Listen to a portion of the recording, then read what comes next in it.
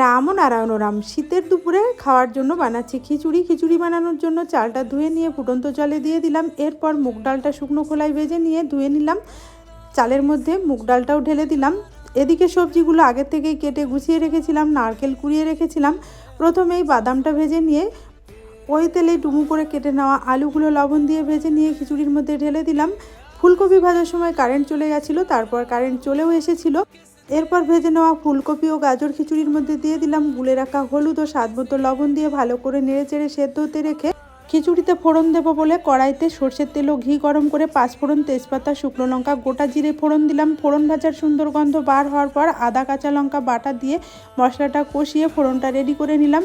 এরপর খিচুড়ির মধ্যে একে একে মটরশুঁটি, ভেজে রাখা বাদাম, কোরানো নারকেল ও রেডি করে রাখা ফোড়নটা ঢেলে দিয়ে ভালো করে নেড়েচেড়ে নিয়ে ডিম ভাজা ও বেগুন ভাজা সহযোগে খিচুড়ি সার্ভ করলাম। কেমন হলো জানাবেন। ভিডিওটি দেখার জন্য ধন্যবাদ।